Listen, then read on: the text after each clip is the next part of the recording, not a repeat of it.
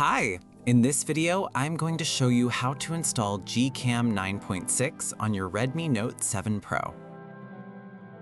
Step 1. Tap the first link in the description to open the article. Step 2.